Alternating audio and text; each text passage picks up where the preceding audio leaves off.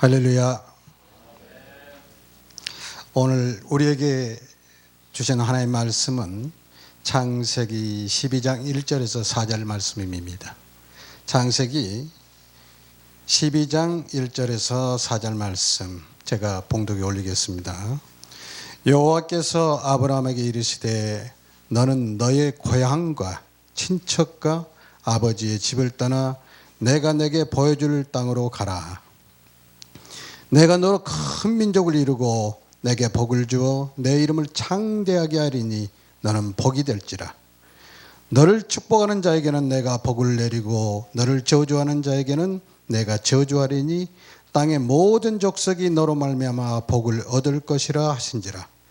이에 아브라함이 여호와의 말씀을 따라갔고 롯도 그와 함께 갔으며 아브라함이 하란을 떠날 때에 75세였더라.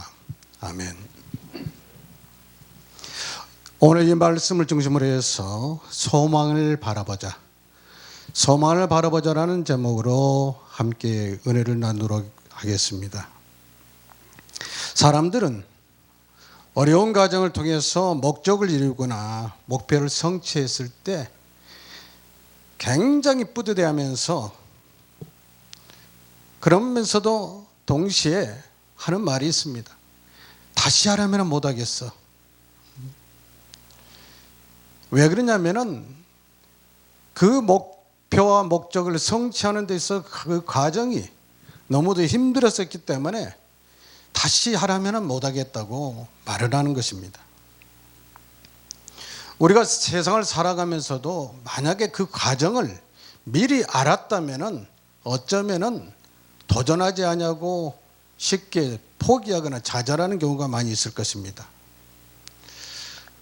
저희 어머니가 살아 계실 때 어느 날 제게 수면예비야 어디 침 잘 놓는 곳이 있으면은 침 한번 맞았으면 좋겠다. 그래서 어머니 어디 편찮으세요? 하고 여쭤봤더니 조금 불편하다고 그러십니다.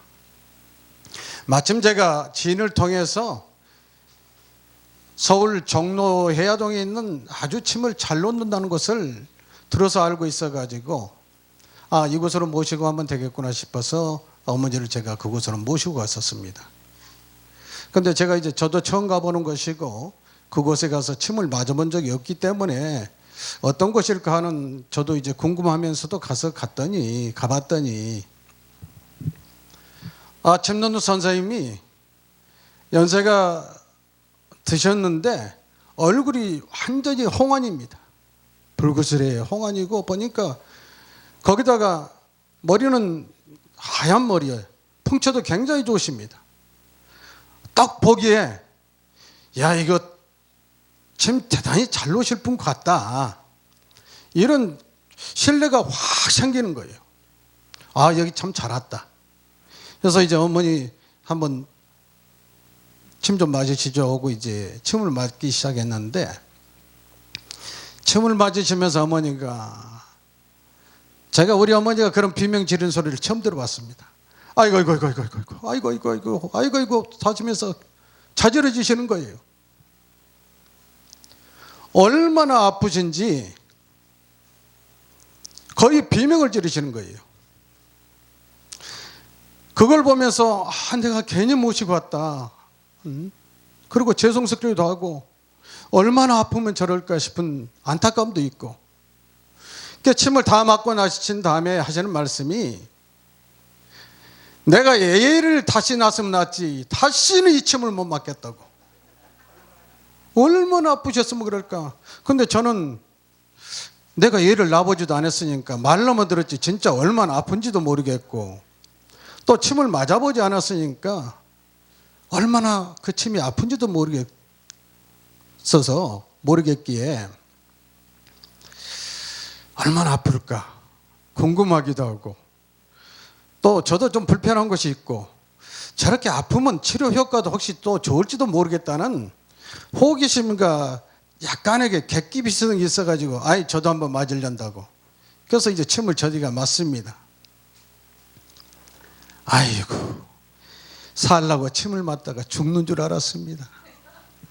얼마나 아프던지 저도 다시는 그 침을 맞으라면 못 맞겠어요. 그만큼 가정이 아프고 힘든 것이기 때문에 미리 알았다면은 아마 그 침을 다시 안 맞을 겁니다. 마찬가지로 오늘 하나님께서는 아브라함에게 내 고향과 친척과 아버지 집을 떠나서 내가 내게 보여줄 땅으로 가라고 그러십니다. 그리고는 내가 너로 큰 민족을 이루고 내게 복을 주어 내 이름을 창대하게 하게 하리니 너는 복이 될지라. 보여주신 땅도 아니고 보여줄 땅으로 가라고 그러십니다. 여기 창세기 11장 30절 보면은 사례는 임신하지 못하고 자식이 없었다고 그랬습니다. 사례가 임신하지 못해서 자식이 없습니다. 그런데 그 자식이 없는 아브라함을 향해서 내가 너로 큰 민족을 이루고 내게 복을 주어서 내 이름을 창대하게 하리니 너는 복이 될지라고. 우리는 약속은보다는 현찰을 좋아하잖아요. 약속은 언제가 부도날 줄 모르거든.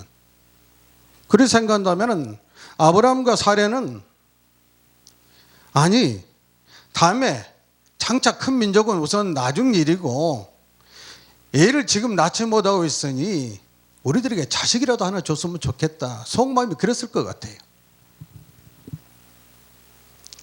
하나님께서는 장차 이루어질 일에 대해서 결과는 말씀해 주십니다. 그런데 그 결과를 이루는 과정은 말씀을 안 해주신다는 것입니다.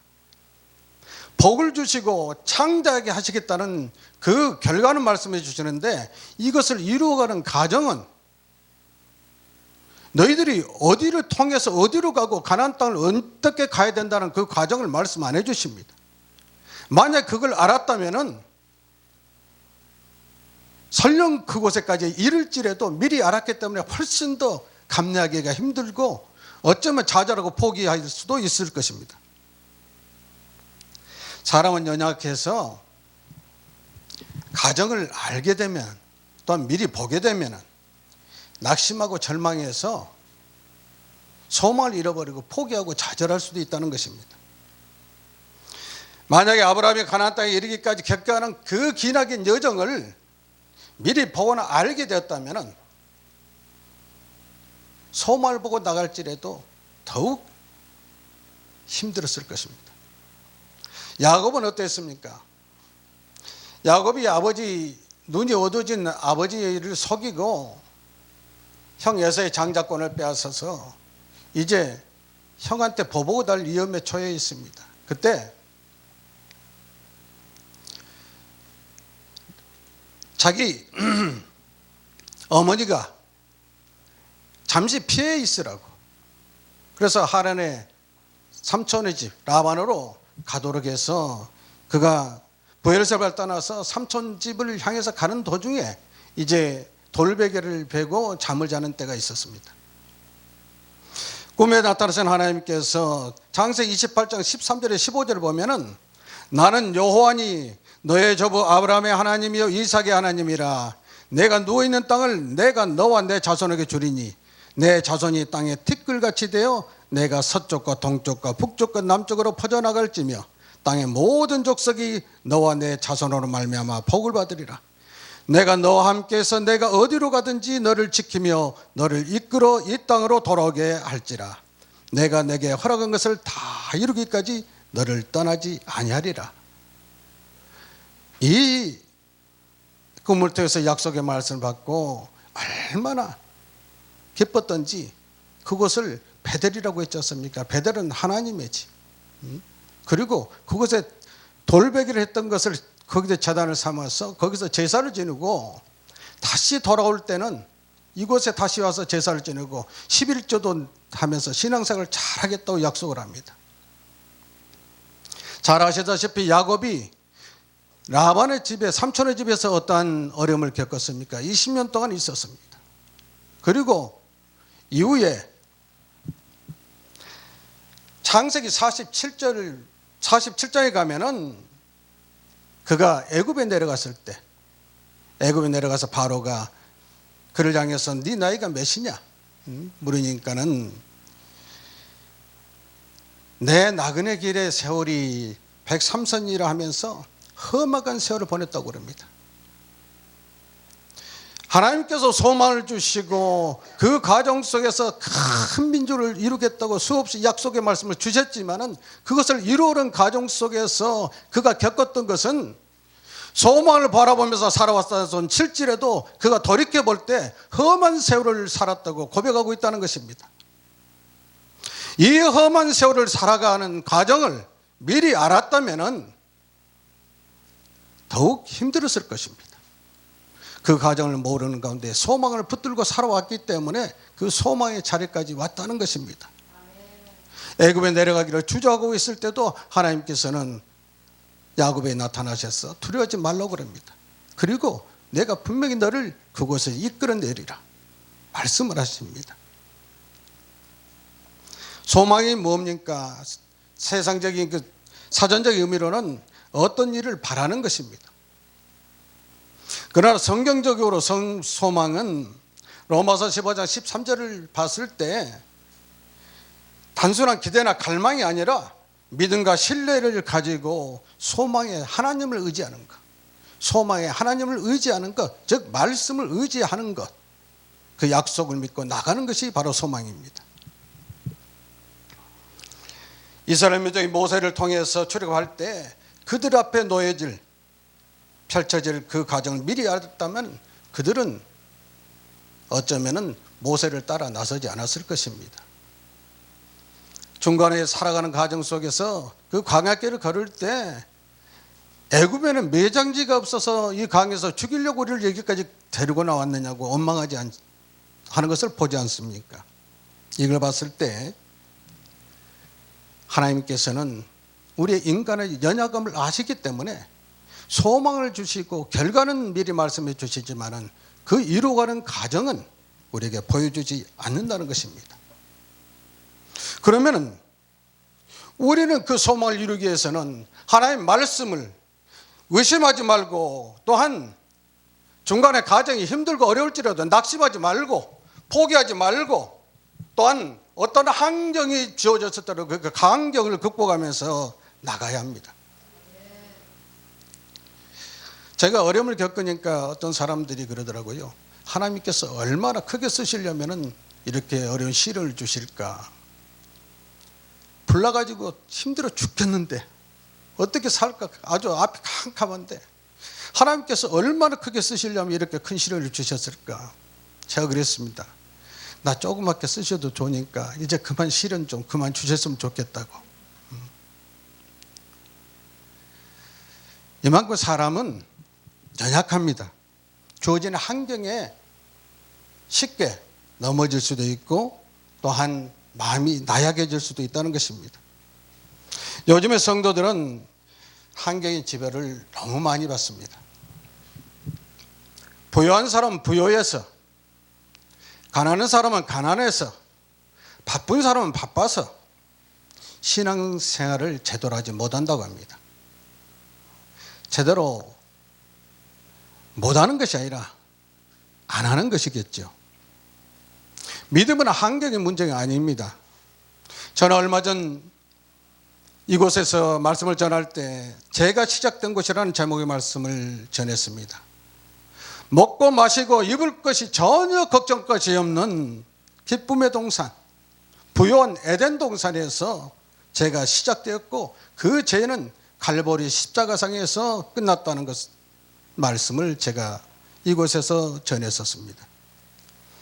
아담과 하와는 먹고 마시고 입을 것이 전혀 부족함이 없는 에덴 동산에서 사탄의 유혹에 빠져 쓰러졌습니다.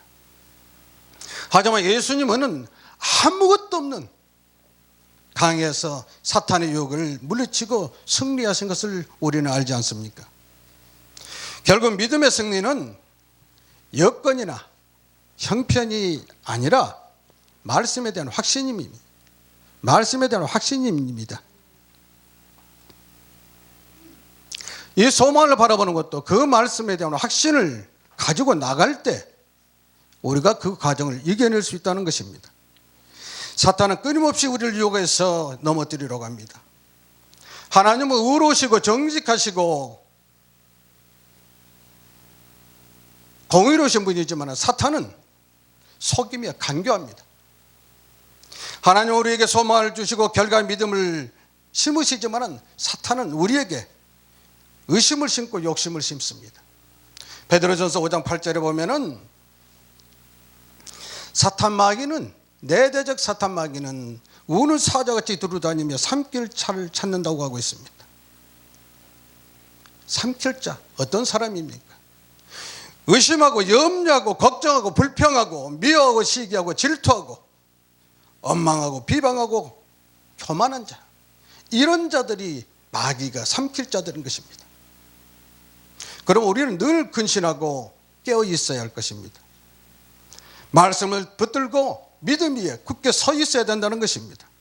그렇지 않으면 형편에 따라서 처한 사정에 따라서 유혹하는 사탄에게 넘어질 수밖에 없는 것이 우리의 연약한 인생이라는 사실을 우리는 기억해야 할 것입니다.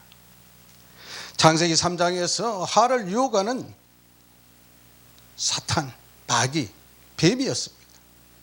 이 뱀은 하나님이 지으신 들짐승 중에 가장 간교하다고 했는데 이 뱀은 계시록에서 용을 잡고 보니 이 뱀이라, 이 뱀이 바로 마귀 사탄이라고 그랬습니다. 그러면 이 사탄은 간교하고 교활하기가 짝이 없습니다. 창세기 3장에서 사탄 마귀는 아담을 직접 공격하지 않았습니다. 아담이 사랑하는 하와를 공격해서 하와를 넘어뜨린 다음에 그 하와가 아담을 유혹하게 할 만큼 간교했습니다. 오늘날 사탄 마귀는 더욱 간교해지는데 성도는 그리고 우리 그리스도인들은 날로 갈수록 연약해져 간다는 사실입니다. 기도가 적어지고 찬송이 사라지고 영분별의 능력이 없다는 사실입니다. 그럼에도 불구하고 이러한 현상을 심각하게 받아들이지 아니하고 대수롭지 않게 그저 그렇게 신앙생활하고 하고 있는 이러한 현실이 대단히 안타깝습니다. 어쩌면 이 시기가 교회의 이기 시대가 아닌가. 이러한 환난과 고난의 역경이 다가올 때는 더욱 깨어서 우리가 기도하고 부르짖어 기도하고 또한 찬송해야 될 텐데 환경이 무너져서 우리가 신앙생활을 제대로 하지 못하는 것은 아닌가. 그래서 예배 자리를 떠나 있는 것은 아닌가. 안타까울 때가 많이 있습니다. 에베소 6장 12절에 보면은 우리의 씨름은 혈과 육을 상대하는 것이 아니요 통치자들과 권세들과 이 어둠의 세상 주관자들과 하늘에 있는 악의 영들을 상대하는 것이니 이를 너희 대적하려면은 하나님의 전신갑주를 입어야 하고 또한 구원의 투구와 성령의 검, 구원의 투구와 성령의 검, 곧 하나님의 말씀을 가지라고 했습니다. 이 말씀이 없이는 마귀를 대적해서 이길 수가 없습니다. 예수님께서도 마귀를 말씀으로 이기셨다는 사실을 우리는 잘 알지 않습니까? 그래서 우리 마음에 항상 마음 판에 하나님의 말씀이 늘 새겨져 있어야 되고 어떤 환경과 처지에 놓였을 때 하나님께서 주시는 말씀을 기억하고 그 말씀을 붙들고 믿음으로 승리해야 될 줄로 믿습니다. 그리고 성령 안에서 우리는 무시로 기도해야 된다는 사실입니다. 기도가 어떤 형식을 꼭 같이 할 필요는 없습니다. 특정한 시간, 특정한 장소에 가서 습관적으로 드리는 기도도 대단히 중요하지만은 걸으면서도 할 수 있는 것이고 운전하면서도 할 수 있는 것이고 어떤 시간과 장소에 교회됨이 없이 기도할 수 있는 것입니다. 성령 안에서 무시로, 이것이 무시로 기도하는 것입니다. 우리는 하나님이 주신 소망을 바라보아야 합니다. 소망을 바라본다는 것은 하나님께 주시는 결과, 즉 열매를 바라보는 것입니다. 상급을 바라보는 것입니다. 농부가 가을의 수확을 바라보고 봄에 씨를 뿌리고 개임을 메고 물을 주며 가꾸듯이 우리는 하나님이 주신 소망을 끝까지 붙들고 소망이 이루어질 때까지 정진해야 합니다. 썩어진 줄기가 없이는 열매가 없듯이 가정이 없이는 결과가 없습니다. 나무는 꽃이 떨어지는 아픔을 겪어야 열매를 맺는 것입니다. 꽃이 아름답다고 떨어지지 않고 계속 피어 있다면 열매는 맺혀지질 않습니다. 기도의 줄기가 없는데 응답이 있을 수가 없습니다.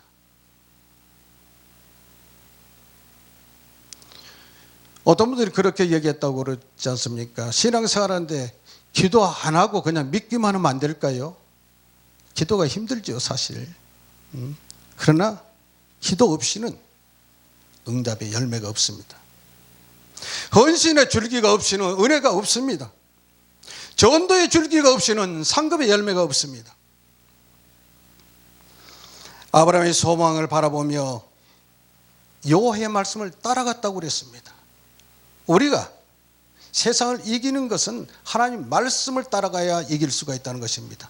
내 생각대로, 내 고집대로, 또 내가 내 속에 옳은 대로 나간다면 결코 승리하지 못합니다. 하나님의 말씀을 믿고 하나님이 주신 소망을 쫓아서 나아갈 때 우리는 승리할 것입니다. 우리도 소망 가운데 예수님을 바라보며 말씀을 믿고 따라가는 저와 여러분이 되시고 우리로 하여금 많은 사람이 복을 받는 하나님의 복이 되시기를 예수님의 이름으로 축복합니다. 아멘.